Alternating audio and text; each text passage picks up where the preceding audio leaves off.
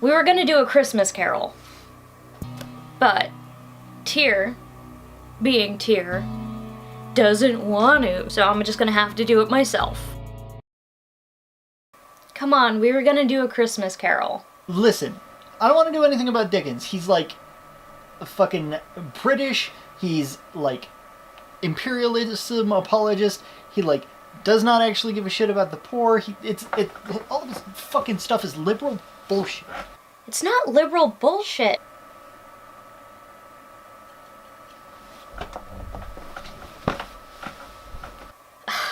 I'll do it myself. It's not liberal bullshit. A Christmas Carol, in prose. A ghost story of Christmas. Stave 1. I have endeavoured with this ghostly little book to raise the ghost of an idea, which shall not put my readers out with themselves, with each other, with the season, or with me. May it haunt their houses pleasantly, and no one wish to lay it. Their faithful friend and servant, C.D. This is my favorite Christmas story. One of my favorite stories of all time. A Christmas Carol was published on December 19th, 1843 in England by Charles Dickens, who wrote it in 6 weeks. Which is fucking wild. The story begins before the beginning. Marley was dead, to begin with. No, even more beginninger than that. It's Victorian England. Prince Albert, fortunately not in a can, has introduced England to the Tenenbaum. The streets of London are lined with top hats, starving Irishmen, waistcoats, and filth. The River Thames crawls through London at a snail's pace, composed of mostly sewage. Labor is cheap. Child labor is cheaper still, and surprisingly legal. Workers frequently get sick and die with no access to healthcare. The poor are arrested and forced to work with no pay in workhouses. So, almost exactly the same. Our good boy Charlie Dickens was actually born to a middle-class family that was torn apart when his father was arrested and thrown into a debtor's prison. Good thing those don't exist anymore. Mr. Dickens was forced to work as a child to, get food and survive. First-hand experience, folks. But this isn't exactly a video about Charles Dickens. Knowing about it does affect how we view the story. Slightly. But death of the author and all that rubbish. Because you really don't need to know any of this to catch on to the fact that A Christmas Carol is a song in prose about how you shouldn't hoard your money, turn a blind eye towards human suffering, and instead open public libraries and schools for the working class. Oh, Dickens lobbied for human rights, open enrollment schooling called ragged schools for the destitute, and teaching the illiterate to read for free. Almost all of the teachers were volunteers, and the schools were incredibly popular until the government took over. Fun fact, the children that attended those schools were often turned away from churches and Sunday schools based on their ragged appearance. From an article written by Dickens in 1846, the name implies the purpose. They who are too ragged, wretched, filthy, and forlorn to enter any other place, who could gain admission into no charity school, and who would be driven from any church door, are invited to come in here, and find some people not depraved, willing to teach them something, and show them some sympathy, and stretch a hand out which is not the iron hand of law, for their correction.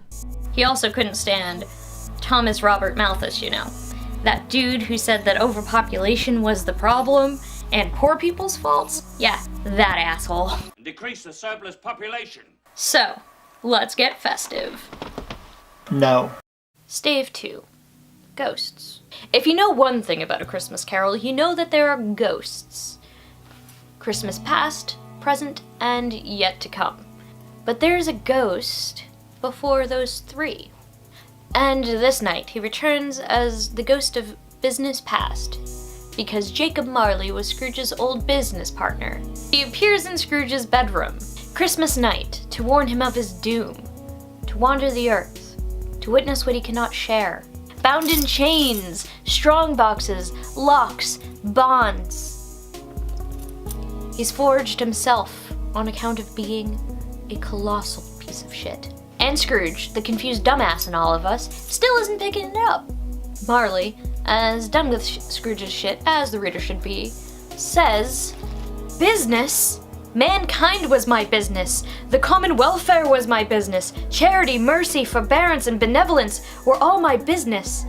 The dealings of my trade were but a drop of water in the comprehensive ocean of my business. And then tells him he's gonna get his ass haunted by 3 spirits because obviously this Fleetwood Mac concert ain't gonna change Scrooge's mind. Hey. Back to business. After Marley leaves, Dickens makes the dismay of the ghost explicitly clear when Scrooge looks out the window and sees phantoms crying around a woman and her infant sitting outside in the frigid cold. Scrooge sees this sight and he is unable to squeeze a single drop of human juice out of the used up rag he calls a heart. And, being the kind of man we've established that he is, Scrooge closes the window and goes to sleep. Okay, so Dickens, he wrote it in a 6-week period, so what he needs is, a copy editor to come in and say, hey, listen, you said that it was going to take place over the next few nights here with fucking the ghost of Bob Marley, but then later in the story, it was Christmas Eve, and then he wakes up after 4 successive nights of getting visited by ghosts, and now it's Christmas Day. Like, any editor or fucking agent worth of salt would read through this and be like, hey, listen, you need to, line this up so that it either takes 4 days or it doesn't. Dickens does establish that it all happens, that the ghosts say that he's going to be visited in consecutive nights for 3 nights. And then at the end, when it all happens in 1 night, Scrooge is like, oh, they did it all in 1 night, not in 3. Well, they're spirits, they could do it anyway. Stave 3, in which a ghost remembers it, so you don't have to. Release me! As soon as Scrooge closes his eyes, it's our favorite Christmas pastime. That is, the Ghost of Christmas pastime. Scrooge buckles up for a 1-ticket train ride to Nostalgia City. And he goes to see the past, or whatever. They first go and visit the school where he went as a boy, where he never went home for Christmas, and he's just real sad about it. And they see a bunch of storybook characters, because those were his friends in those days. When he remembers his past, he immediately feels regret about how he treated a boy earlier that day, one who was simply singing a Christmas carol outside of his office. What's this? A speck of humanity? That can't be our Scrooge. His sister comes to take us home and he talks about how much he loved her and about how much that he has a nephew. Who he doesn't seem to like all that much. And then suddenly they're in a warehouse, and there's a brilliant party going. It's old Fezziwig's, where he got his first job, and also where he met his soon-to-be fiancé. He makes partner, and he keeps pushing off the wedding date. And so she breaks up with him, because, all he does care about is money. It breaks his heart, and he doesn't really want to see this anymore, so he tells the ghost to take me away from here, because he's a dramatic bitch. And so the ghost does. And she shows him his fiancée, grown, married, a comely matron, and he bawls his eyes out, and he snuffs her out with a fire extinguisher. That's kind of rude. Stave 4. Now that's what I call Christmas spirit. This hungry boy who comes to show him, what this Christmas is all about. The current one. You'd say he's the ghost of Christmas now. Upon waking, Scrooge sees a small line of light in the adjoining room, so he goes and investigates, and there's this big, jolly man surrounded by a ton of food. He says, "Come in and know me better, man." Scrooge is like, alright. He grabs his robe and they fly out over the city. They see a bunch of shit. They fly over the town and they see people filing out of bakeries where they've cooked their dinners. And Scrumpy thinks that he has caught the ghost on a hypocrisy when he's sprinkling some of his holiday cheer on the dinners of the poor. Ovens weren't common, and the poor would go to the bakeries to have their meals heated up for them. so they could get a hot meal once a week on Sunday.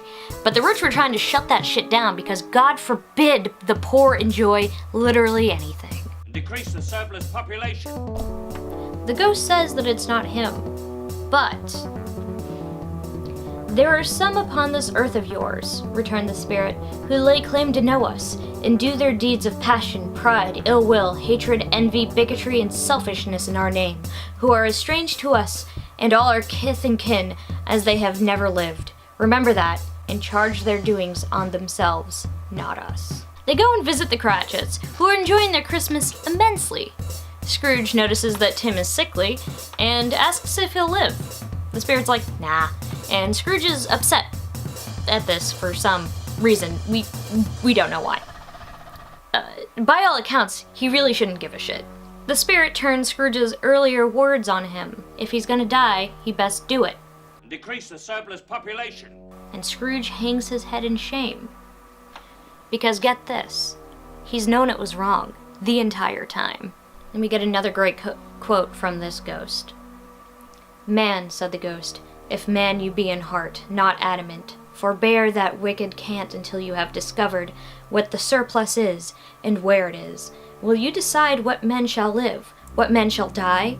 It may be that in the sight of heaven you are more worthless and less fit to live than millions like this poor man's child. O God, to hear the insect on the leaf pronouncing on the too much life among his hungry brothers in the dust.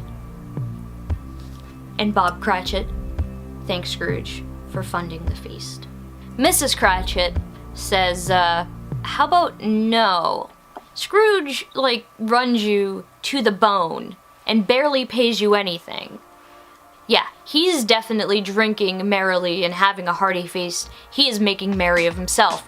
Anyway, then they go and they visit some barren mines where miners are having a Merry Christmas singing. They go over the waves and go to a lighthouse where two lighthouse keepers are sharing a bottle of grog and saying Merry Christmas to each other. They go even farther still to sailors in the midst of a storm, humming Christmas songs and speaking kindly to each other. And the spirit's showing Scrooge that everybody is trying to be happy and kind to one another.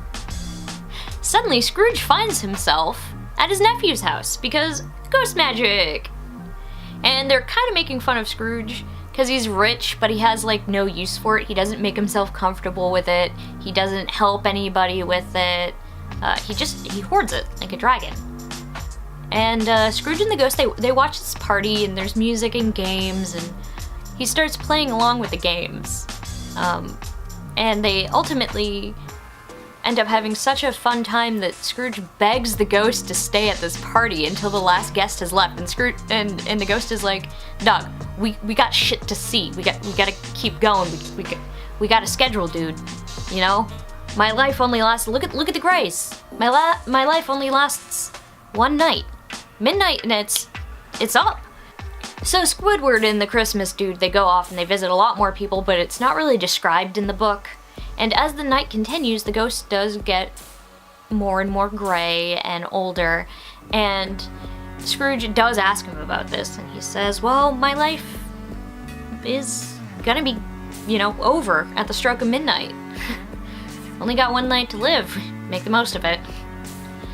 And that's when Scrooge notices that the spirit's got something, a claw perhaps, under his robe. Something's a little weird. And the spirit says, for all the flesh on it, it might as well be a claw. And he reveals that he's got two children beneath his robes. And they are horrible to look at. They're just diseased and malnourished and wrinkled, and they don't look like children should look. Scrooge is horrified. He can't even bring himself to say politely, "Oh, what lovely children." The only thing he can manage to croak out is, "Are they yours?" And the spirit says, "No, they're man's." The boy is ignorance and the girl is want. And Scrooge asks,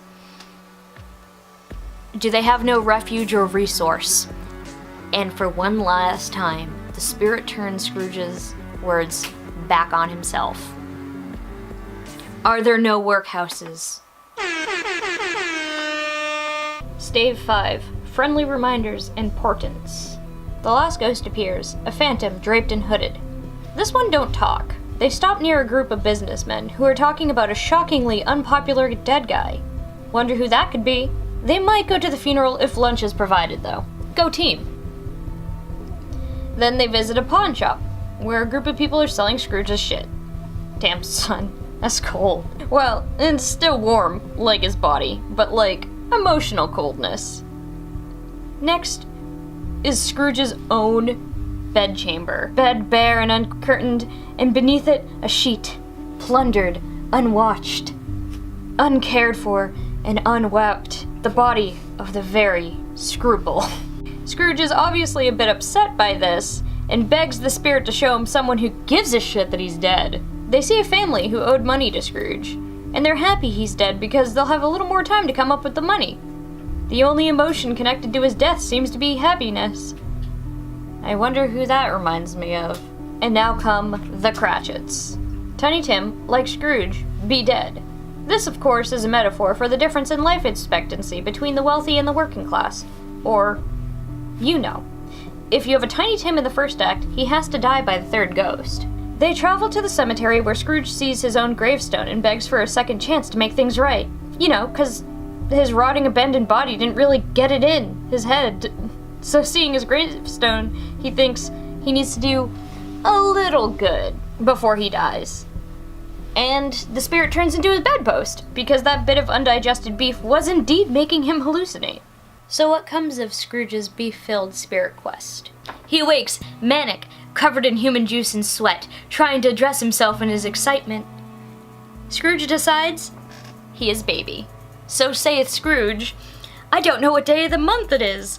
I don't know how long I've been among the spirits. I don't care. I don't know anything. I don't care. I'm like a baby. I'd rather be a baby. Hello, whoop. Hello, whoop. Hello here. He looks out the window and asks a boy passing down below, what day is it? And the boy looks at him and says, it's shit scram, you cram shit.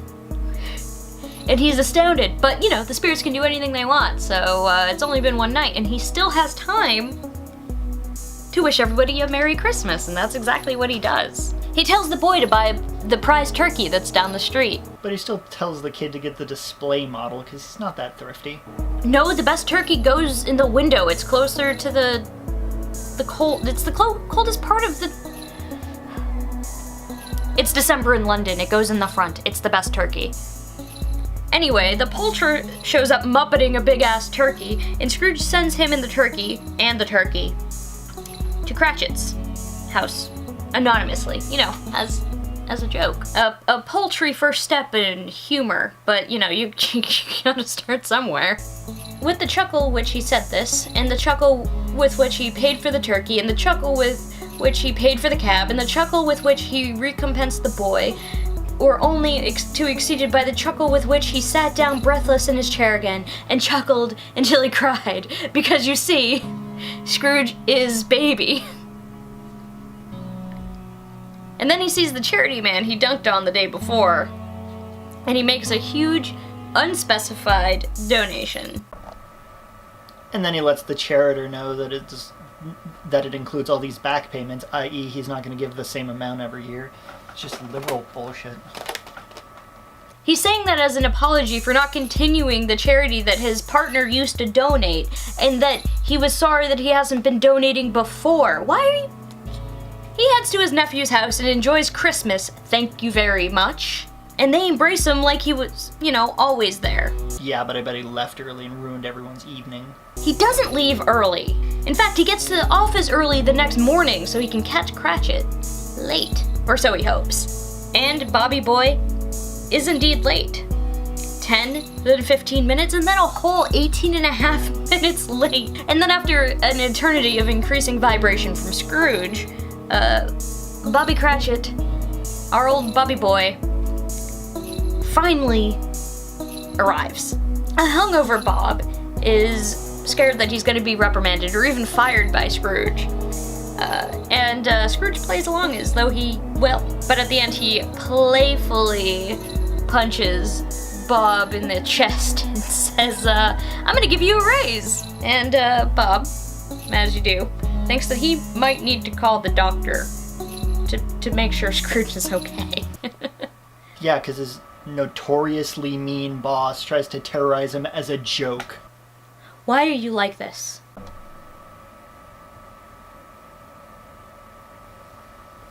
One more outburst like that and I'm gonna call the Christmas cops on you. Scrooge tells him besides the raise, he's going to try to help his family. And then they blaze a smoking bowl of smoking bishop? Smoking bishop? Now that's what I'm talking about.